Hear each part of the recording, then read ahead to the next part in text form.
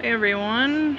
Okay, so we recently got finished the Weaponsmith data we were working on, so I thought I'd share that. And the good news is the Excel files are just about set to be released, so we can do that. Until then, in the next few days, I think the guys will have that done. Until then, I'm gonna keep going over the information in the files.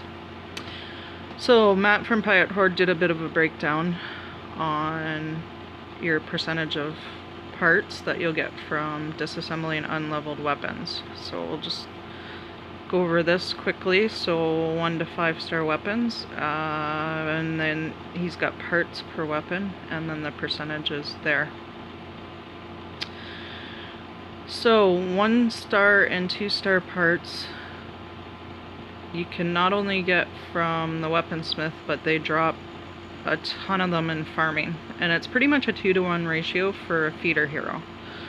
So you'll get a Volt, say, feeder hero, she'll drop doing a run, and you'll have 2 weapons that drop as well. It's nearly a 2-to-1 ratio from what we figured out when we were recording the data from runs we were doing. So that's pretty cool.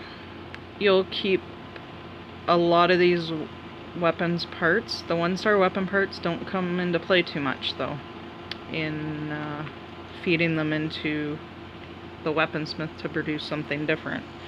The 2-star weapon parts do come into play though, and the 3-star parts and the 4-star parts are quite expensive, but they come into it as well.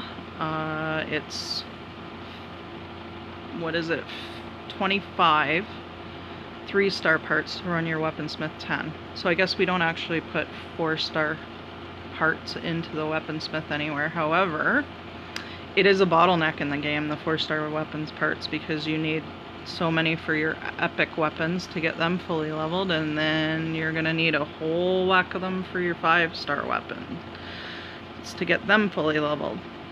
So the 4-star weapon parts do become kind of a bottleneck in the game, but there is a way with the Weaponsmiths to keep kind of 4-star parts flowing in, and we'll get into those in a minute.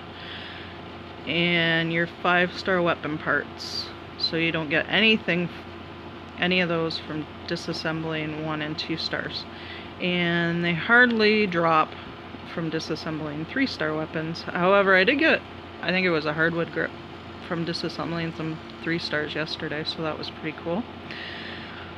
Just 1 out of, I think I disassembled half a dozen or more 3-star weapons yesterday, and I just got the 1 5-star part, so I consider myself lucky when you look at the percentage of how many 5-star parts actually drop off 3-star weapons. So that's pretty darn good, I guess.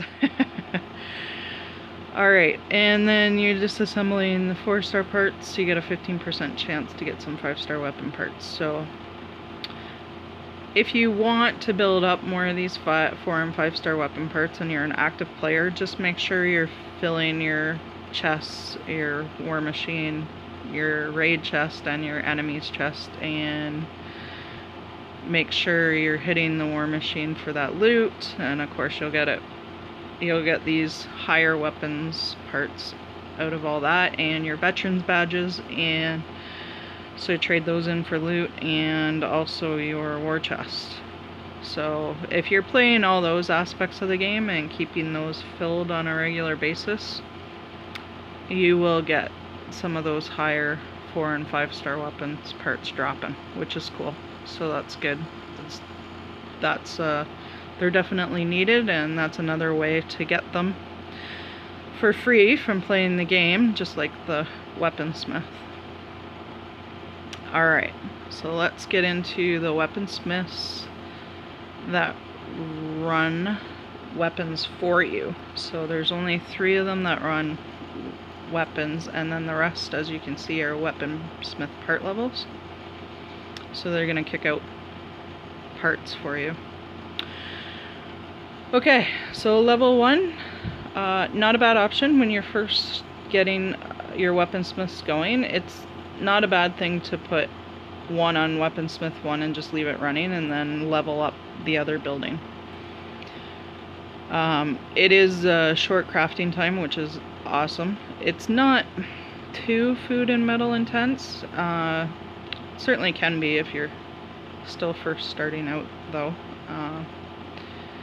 But you will get, so of course 1-star weapons is what it's going to produce the most of. But you want a chance at some of those 3-star weapons. Yes, it's only 5%, which is kind of sucky. But if you don't have a roster built yet of 3-star weapons and you want a chance to get some more of them, then run this. Or what you do is just disassemble. So he's got this broken down into hours as well. So you can see it kind of chalked out as to your costs per hour and not just for one. Because what we see in game on, like, I'll show you Weaponsmith 8 and 10 in my main account in a few minutes here. What we see is the total over the 2 days. So he's got it broken down into a per hour basis, which is really cool. So per hour of parts and per hour of food. So 1.875 parts. So it is kind of 10 some parts compared to 8 and 10. But not bad on food. And you'll be able to expand your 3-star roster because 3-star weapons will drop. Or you can disassemble them for some parts and get a slim shot at a 5-star part, well, slim shot really at 4-star parts. But either way, if you want to bump up your inventory on weapons parts, then this is not a bad option for you to run when you're first getting your Weaponsmith building going. Alright, so the next one that produces weapons is level 8, and you got 2 days crafting. It's kind of curious that 2 days crafting for both 8 and 10. I find that so odd. You'd think it would be a day for number 8, but it isn't, sadly. It would be awesome if it was only a day. So, the parts per hour there, 0.52 of 2-star parts. Not bad. Not bad at all. So, that ends up being, what, 145k in food and metal over the 2 days as well. So per hour cost is just slightly over 3,000, so cheap. This is Weaponsmith level 8 is really good because it's actually sustainable, whereas Weaponsmith level 10 is not whatsoever. And we'll get into that a little bit more in a few minutes. So the awesome thing is you will never get 1-star parts from Weaponsmith level 8, which is great. You'll get 65% 2-star, 25% 3-star, and 10% for the 4-star. Now, if you're looking to expand your 4-star roster, you will get weapons for sure. My very first one from running Weaponsmith level 8 was a 4-star yellow, which is sweet. So I don't need it to level it. However, it can be a sacrificial weapon now, or I can break it down and get the weapons parts from it. So if I break it down, I will get some 4-star parts out of it and a chance to get some 5-star parts even. So I might get a hardwood grip. Is it a hardwood grip or recoil? Recoil grip off the 5 is the 5-star yellow part. So if I really like this option, it's sustainable. It's only taking 2-star weapon parts, which every one of us has plenty of, and if you don't have thousands built up like I do, you'll still have hundreds of them that are just sitting in your inventory doing nothing. So give yourself a chance to get some 4-star weapons from it. And even if you don't, the 3-star weapons will drop as well, which means you're getting some of the higher parts off that, disassembling that weapon as well. So it is a great option, Weaponsmith level 8. Okay, so let's go over level 10 quick here. So 2 days for that, and it's 0.52 per hour of 3-star parts. That sucks. 25 3-star parts. So it is 5 of each color going into this. It is not sustainable at all. It sucks back your 3-star parts like they were energy drinks. Honestly, it's terrible. And then it is the most resource intense on your food and metal at 5,313 per hour. That ends up being 255k over the 2 days of each per weapon. So I'll show you that in a couple minutes when I log into the game there.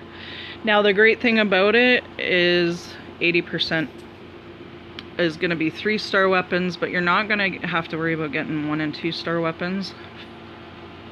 15% chance at 4 stars and a 5% chance at 5 stars. So this is the only option to run if you want to add 5-star parts, 5-star weapons, sorry, to your inventory. This is pretty much its Weaponsmith level 10. The good thing though is you can run 1 Weaponsmith 8 and 1 Weaponsmith 10, and you can always have parts coming back. Now, look at the disassembly rate though, compared to what you have to put into it is harsh. And it is kind of harsh on level 8 as well, but level 8 is actually sustainable, whereas Weaponsmith 10 is not. So you put 25 3-star parts in only to get a 3-star weapon back.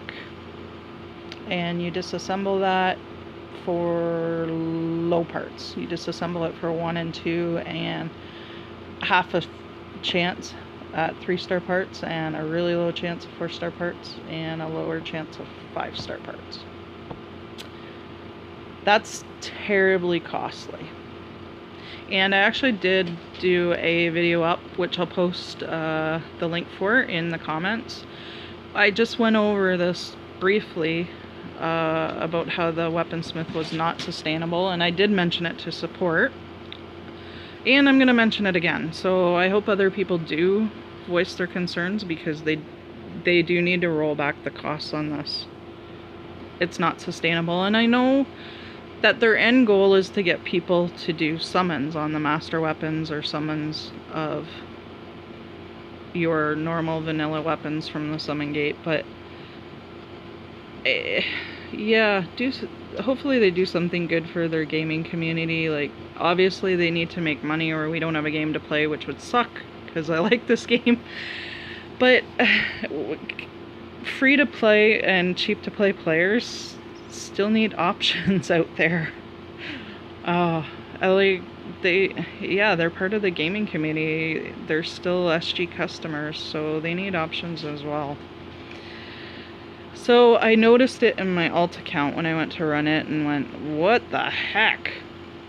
Because I had built up such a stash of the 3-star weapons parts in my main account that I didn't notice, because I disassembled so many 1 to 3 stars over the beginning, and then I went to run it in my alt account and went, wow, this is crazy.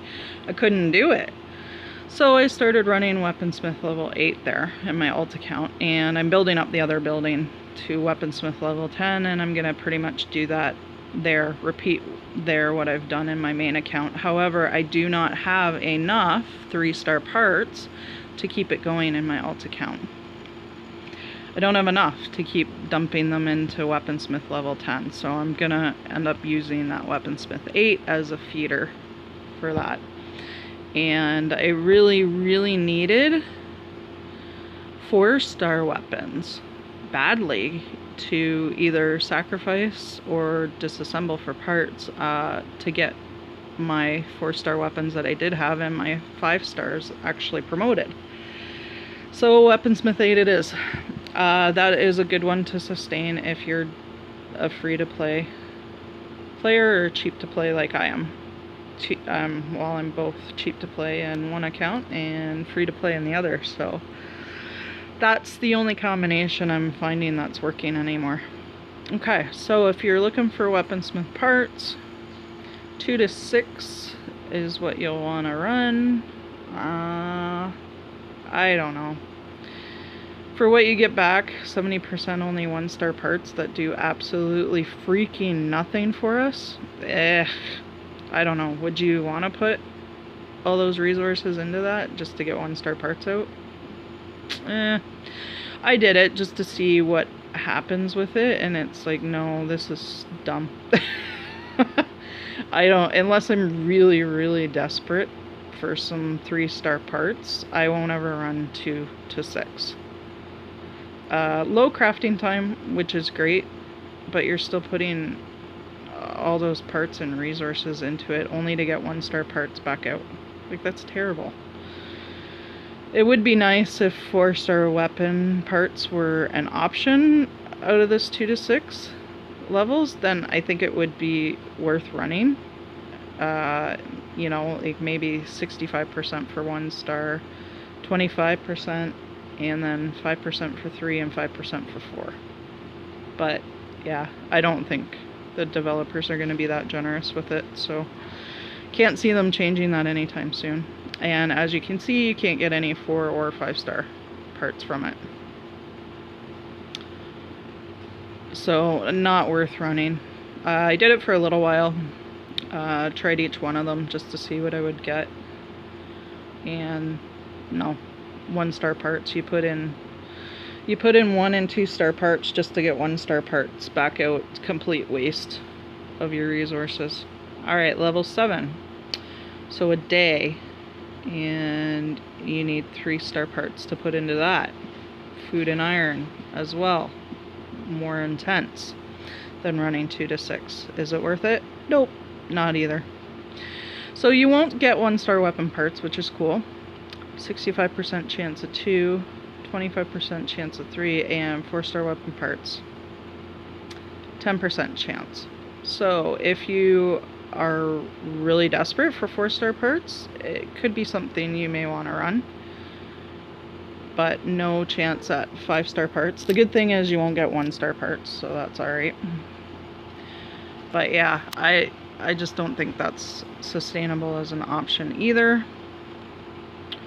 So how about 9? Well, a day for crafting on that as well, and you're putting in even more 3-star parts, which can also be a bottleneck just as badly as the 4-star parts in the game if you're running low and you want to keep running Weaponsmith 10 while the 3-star parts go into that. So that's way too intense to run a Weaponsmith 9 and a Weaponsmith 10 at the same time with how many of those 3-star parts it's gonna chew up. Ouch, ouch, ouch. And then look at the cost in food and iron, how much it goes up. So that really dings your resources there, because it's pretty much double running the 2 to 6 levels. Alright, but let's look at the rarity distribution. So only 3, 4, and 5-star parts. Okay, so not bad. So you won't have to worry about getting 1 and 2-star parts, but again, for what you put into it, you just put in a whack of 3-star parts and a whack of food and metal only to have an 80% chance of getting more 3-star parts. So it kind of seems redundant. It's a theme here that a lot of these levels are redundant to run, and you may want to skip them. And if you haven't researched some of them yet, and you don't have the food to research, then there you go, don't bother, because some of them are very much useless the way they are at the moment. So 5% chance at a 5-star weapon parts, yeah, that's still not worth all the resources that you got to put into it. Will you... Come on, you silly cat. Stop knocking stuff over. I don't think cats can stop knocking stuff over. It's in their DNA. Alright. So we did a bit of a breakdown on the 3 best that are options to run. So Weaponsmith 1, 8, and 10 that produce weapons. Because the ones that produce weapons parts, as you see here, just really aren't worth it. So he did a pro and con list, so thank you for that, Matt. Alright, so Weaponsmith 1, definitely if you're just starting out with a weaponsmith, it's worth running, for sure. It really is. And it's kind of like the TS training schools. When you first start out, you want to run like 2 if you can all the time, and then maybe 4. You want to run 4, which is the slow feeders, and then you want to switch over to 11 as soon as you get to low cost, less time slow feeders. So these 2 are kind of the same idea, where you want to run Weaponsmith 1 until you can get to Weaponsmith 8, kind of like TS4 and TS11. So you can keep banking them up in TS4 until you can get them all switched over to TS11. So same idea here. You can always bank up the parts and the food and metal in Weaponsmith 1, and you'll have plentiful 1 and 2 star parts. Most 3 star parts per hour, so that's awesome. And that's what you're gonna look for, is those 3 star weapons to either expand your roster or disassemble, or sacrifice them if you need to. And it's a pretty quick crafting time, which is good. Won't get any 4 and 5 star weapon parts, and they're extremely low if they do drop. And you won't get any 4 or 5 star weapons. But again, this is to just get you started until you've got a building high enough to switch over to this. I really like this option, and we'll be doing this probably 24/7 for the foreseeable future. So the 2 star weapons parts, it chews some of them up, which is fantastic, so they're not just sitting in your inventory doing nothing. And you get the best mixture overall percentage wise, which is fantastic, of the 3, 4, and 5 star parts. So like I say, the 3 star parts can be a bottleneck if you're running low, and the 4 star parts are definitely a bottleneck. So this is a good option to kind of keep those flowing in. Provides more 3 star weapons than Weaponsmith 1. So if you've got a bunch banked up in Weaponsmith 1, once you get Weaponsmith 8 open, switch them all over. And then you can take your other building to Weaponsmith 10, and you can start running 1, 8 and 1, 10 all the time. So that seems to be the best options out there. Alright, does not craft any 1 star weapons too. Huge bonus. 2-day crafting time, that's certainly a con. I really wish it was only a day. But you don't get any 5 star weapons. But again, you get lots of feeders out of it between the 3 and 4 stars that are going to come out of there. And then of course, the percentage wise, you're going to get 2 stars most of the time, but those are easily disassembled for parts. So okay, Weaponsmith level 10, here we go. Chance at your 5 star weapons. So that's really what everyone is going for. Highest chance of obtaining 4 and 5 star parts. No worries about 1 or 2 star weapons, which is fantastic. And I like that he put this line in here: the cost is unsustainable. And it's not just the cost of the parts, it's the cost of the freaking food and metal too. It's terrible, terribly costly. And you can't have a net gain of 3 star parts after disassembly. So you're down no matter what because of putting 25 parts into it in the beginning. Okay, so that's a breakdown of our data on that. And just give me 1 sec, gonna sign into my account. Okay guys, so just briefly, let's take a look at what we got going on here. So after taking a break, I ran from 2 weaponsmiths from Christmas Day, the 25th of December, to May 25th, so 5 months straight. And I only recall getting 6 to 8 5-star weapons out of the 2 of them. I may have got maybe 1 or 2 more, but I doubt it. I never hit a dozen weapons running 2 of them for 5 months straight. I didn't. I got lots of 4 stars that I could sacrifice or disassemble, which was good. But yeah, it was becoming highly unsustainable, so I stopped.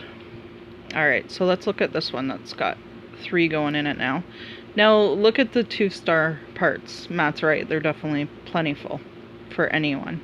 Especially if you do a lot of farming and you get those weapons dropping while you're farming and you're disassembling constantly. This sure piles up. 145k in food and metal per 2 days.